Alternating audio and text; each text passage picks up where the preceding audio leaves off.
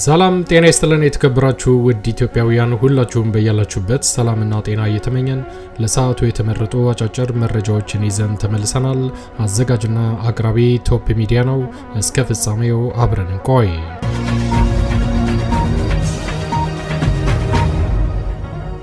ክቡራን አድማጮች እንደተለመደው ይሄ መረጃ ለፍትህ፣ ለዲሞክራሲ፣ ለእኩልነት ለሚታገሉ ንጹሃን ወገኖቻችን በአጠቃላይ ድምጽ ለመሆን ስለሚረዳ ወዳጆቼ ላይክ በማድረግ እንድትጀምሩ ስል በትህትና ለማስታወስ እወዳለሁ።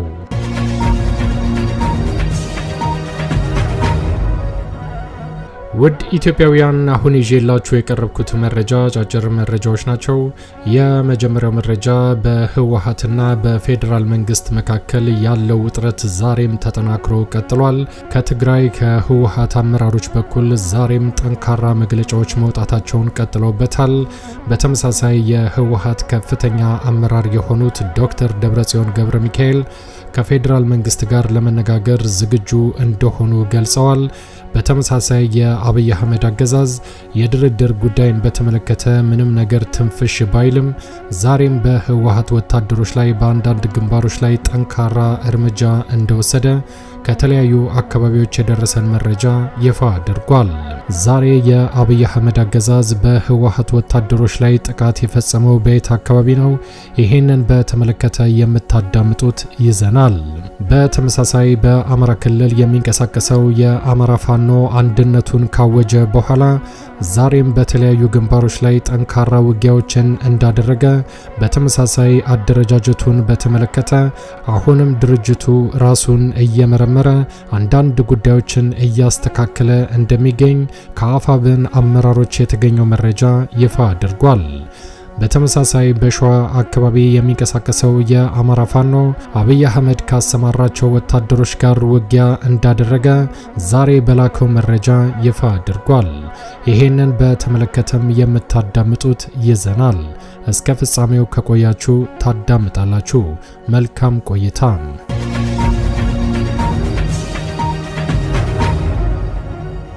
ውድ ኢትዮጵያውያን ቀዳሚ ወዳደረኩት መረጃ ሳልፍ የአማራ ፋኖ አንድነቱን ይፋ ካደረገ በኋላ እንግዲህ በፌዴራል መንግስት በኩል ከፍተኛ ጭንቀት እንደመጣ ይታወቃል። ይሄንን አንድነት ለማደናቀፍ ወይም ደግሞ አንድነታቸው ተጠናክሮ እንዳይወጣ የተለያዩ አጀንዳዎችን እያሰራጩ እንደሚገኝም አይዘነጋም። በኃይለኛው ከተሰራጩ ፕሮፓጋንዳዎች መካከል እንግዲህ የአማራ ፋኖ ብሔራዊ ንቅናቄ ከህወሓት አመራሮች ጋር ወይም ደግሞ ከቲዲኤፍ ጋር ይሰራል የሚለው ነገር በከፍተኛ ሁኔታ እየተሰራጨ እንደሚገኝ ይታወቃል። ይሄንን አብሮ ይሰራሉ የሚለውን ጉዳይ በተመለከተ ግን የአማራ ፋኖ አመራሮች በይፋ የተናገሩት ነገር ባይኖርም ፕሮፓጋንዳው ግን ተጠናክሮ ቀጥሏል። በተመሳሳይ የአማራ ፋኖ ከኤርትራ ጋር ይሰራል የሚለው ጉዳይም ጎን ለጎን ተጠናክሮ ቀጥሏል። ይህ በእንዲህ እንዳለ በትግራይ የሚገኘው የህወሓት ከፍተኛ አመራርም ከአማራ ፋኖ ጋር ይሰራል የሚለውን ጉዳይ በተመለከተ በይፋ የተናገረው ነገር ባይኖርም ከፌዴራል መንግስት አብይ አህመድ ካሰማራው ወታደሮች ጋር ግን ጦርነት እንደጀመረ ይፋ ተደርጓል። ከአማራ ፋኖ ጋር ይሰራል የተባለው የህወሓት ታጣቂ ቡድን የአማራ መሬትን ለመውረር እየተንቀሳቀሰ ነው በሚልም በአንድ ጎን ከፍተኛ ተቃውሞ ገጥሞታል። ይህ በእንዲህ እንዳለ ህዝባዊ ወያኔ ሓርነት ትግራይ ህወሓት በፌዴራል መንግስትና በትግራይ ኃይሎች መካከል ያለውን ችግር በንግግር ለመፍታት ዝግጁ መሆኑን ይፋ አድርጓል።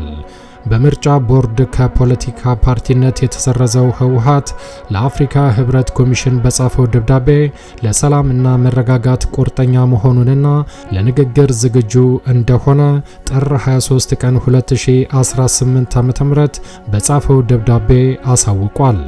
የህወሓት ሊቀመንበር ዶክተር ደብረጽዮን ገብረ ሚካኤል በደብዳቤው እንደገለጹትም በትግራይና በፌዴራል መንግስት መካከል ያለውን ጉዳይ ለመፍታትም ንግግር ብቸኛው አማራጭ መሆኑን ድርጅታቸው ያምናል ሲሉ ገልጸዋል። ህወሓት ይህንን ደብዳቤ የጻፈው በትግራይ ክልል የተከሰተውን ግጭት እንዲረግብ ሁሉም ወገኖች ከድርጊታቸው እንዲታቀቡ የአፍሪካ ህብረት ኮሚሽን ያለፈው አርብ መጠየቁን ተከትሎ ነው ተብሏል። የአፍሪካ ህብረት ኮሚሽን ሊቀመንበር መሐሙድ አሊ የሱፍ አርብ ዕለት ባወጡት መግለጫ የፌዴራል መንግስትና ህወሓት በክልሉ ያለውን ሁኔታ ከማባባስ እንዲታቀቡ መጠየቃቸው ይታወሳል። በተመሳሳይ በትግራይ ክልል የተከሰተው ውጥረትም እጅጉን እንዳሳሰባቸው ኮሚሽነሩ አክለው ገልጸው ነበረ። ነገር ግን የፌዴራል መንግስት በጠቅላይ ሚኒስትር አብይ አህመድ የሚመራው የመከላከያ ሰራዊት እጅግ በጣም በሚያስገርም ሁኔታ ጥር 24 ቀን 2018 ዓ.ም የህወሓት ታጣቂዎች መንቀሳቀሳቸውን ተከትሎ ጥቃት እንደሰነዘረ ይፋ ተደርጓል። በዛሬው ዕለት ጥር 24 ቀን 2018 ዓ.ም ከቀኑ 5 ሰዓት አካባቢ የሀገር መከላከያ ሰራዊት በካልዋን በኩል አድርጎ በመግባት በወሰደው ጠንካራ እርምጃ ከ10 ሰዓት ጀምሮ በሶስት አቅጣጫ በመድፍ የታገዘ ጥቃት በመክፈት ቢሶበር አካባቢ ለጥቃት ሲንቀሳቀስ በነበረው የህወሓት ታጣቂዎች ላይ ጥቃት እንደሰነዘረ ይፋ ተደርጓል። በዚህ አካባቢ የተንቀሳቀሰው የህወሓት ታጣቂ ቡድን በእነዚህ መድፎች እየተደበደበ ስለሆነ ወደ ቢሶበር የመግፋት እድሉ በጣም ከፍተኛ ነው ሲሉ ምንጮቹ ከቦታው ይፋ አድርገዋል። በዛሬው ዕለት ጠንከር ያለ ውጊያ እየተካሄደ የሚገኘውም በዚህ ግንባር እንደሆነ ከቦታው ያደረሱን መረጃ ይፋ አድርጓል።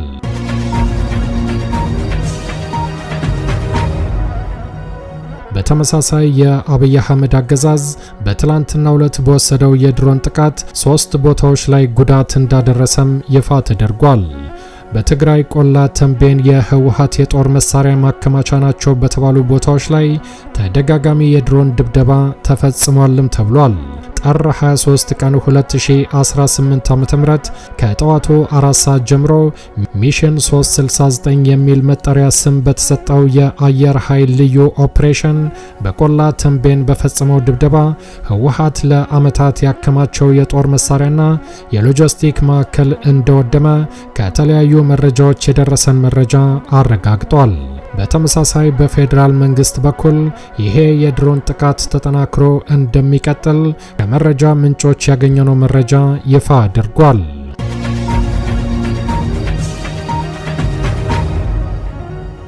ውድ ኢትዮጵያውያን ወደሚቀጥለው መረጃ ሳልፍ ደግሞ የአማራ ፋኖ አንድነቱን ካወጀ በኋላ በርካታ ስራዎችን አጠናክሮ እንደቀጠለ ከአመራሮቹ የተገኘው መረጃ ይፋ አድርጓል። በተመሳሳይ የአማራ ፋኖ አንድነት ያስደነገጠው የፌዴራል መንግስትም በርካታ ፕሮፓጋንዳዎችን አጠናክሮ ቀጥሎበታል። ይህ በእንዲህ እንዳለ ዛሬ ጥር 24 ቀን 2018 ዓ.ም የአማራ ፋኖ ብሔራዊ ንቅናቄ በተለያዩ ግንባሮች ላይ ጠንካራ ውጊያዎችን እንዳደረገ ከተለያዩ ግንባሮች የደረሰን መረጃ ይፋ አድርጓል።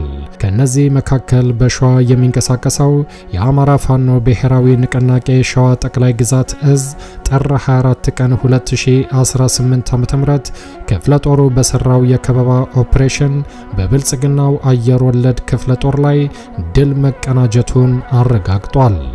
በሸዋ መርሐቤቴ ቀጠና በዛሬው ዕለት ጥር 24 ቀን 2018 ዓ.ም ከረፋዱ 3 ሰዓት ከ30 አካባቢ የጀመረው ውጊያ እስከ እኩለ ቀን 7 ሰዓት አካባቢ ድረስ በተደረገው የተቀናጀ ጠንካራ ውጊያ የአማራ ፋኖ ብሔራዊ ንቅናቄ አፋብን ሸዋ ጠቅላይ ግዛት እዝ አጼ አምደ ጽዮን ኮር ከአጼ ዳዊት ክፍለ ጦር የተውጣጡ 2 ሻለቆች በብልጽግናው ዙፋን አስጠባቂ ወራሪ ኃይል ላይ ድል መቀናጀታቸውን ክፍለ ጦሩ በላከው የግንባር መረጃ አሳውቋል።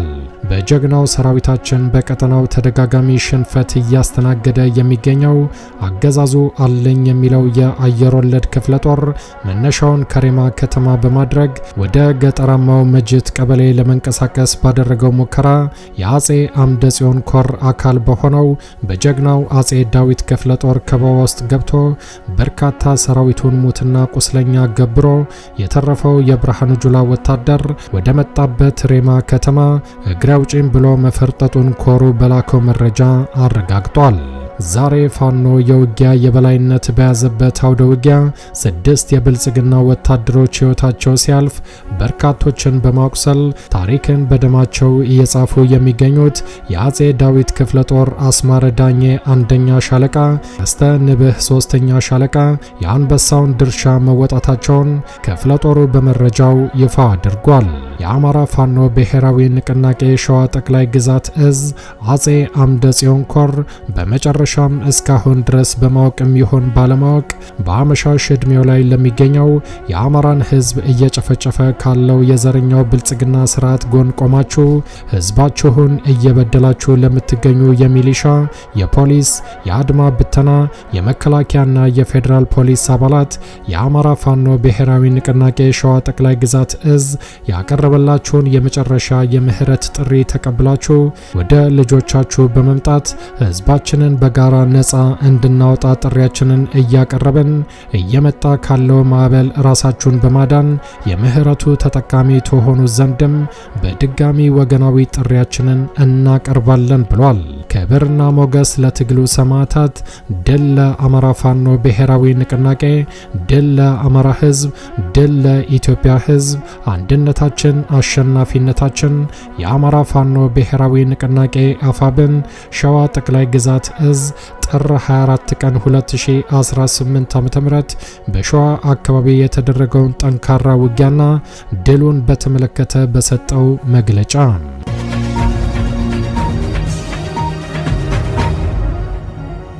የተከበራችሁ ክቡራን አድማጮች ለሰዓቱ ያዘጋጀነው አጫጭር መረጃ ይሄን ይመስል ነበር።